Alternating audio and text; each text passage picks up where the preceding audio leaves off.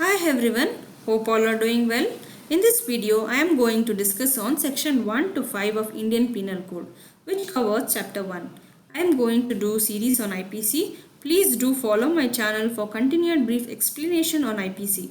I will also give you related case laws and tricks to implement case laws at the end of this video.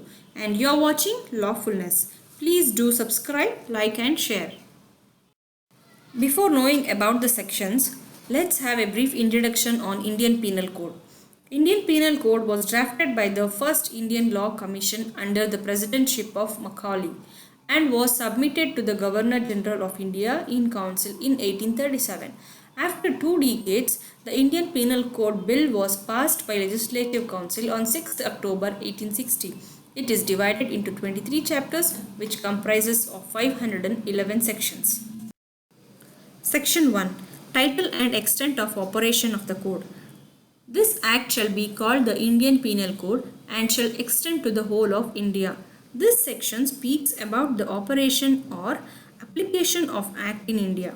That is, before IPC Act was extended to whole of India except Jammu and Kashmir. But after section 370 is being revoked, IPC is applicable in Jammu and Kashmir as well. So, IPC is extended to whole of India. Section 2. Punishment of offences committed within India. Every person shall be liable to punishment under this code and not otherwise for every act or omission contrary to the provision thereof, of which he shall be guilty within India. That is, every person irrespective of his nationality, caste, creed, status, color are liable to punishment for an offence committed or act omitted which is opposite to the provision within India. Within India means not only land but also maritime territory. This is a famous case law which is related to section 2, Mubarak Ali versus State of Bombay.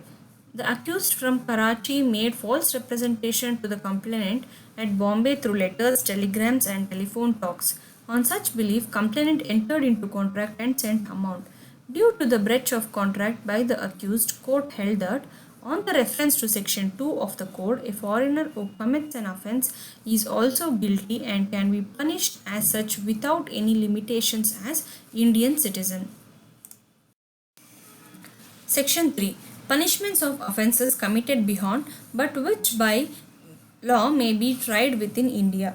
That is, if any Indian citizen committed the offences beyond the border of India may be tried and punished as same as the offence committed within India. For example, a Indian citizen commits murder in foreign country, he can be tried and punished in the same way if he had done murder here. Section 4. Extension of code to extraterritorial offences. Section 4 speaks about the application of code to extraterritorial offences. Any citizen of India in place without and beyond India.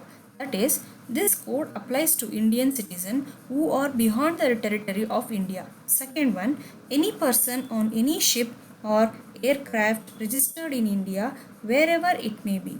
That is, any person, whether a citizen of India or a foreigner, who commits offence on any ship or aircraft wherever it may be, which is registered in India or punishable under this code.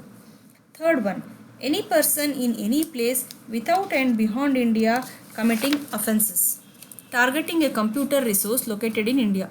That is, any person, whether citizen or non-citizen of India, tries to commit offences which are related to computer resources from any part of the world can be triable and punishable under IPC.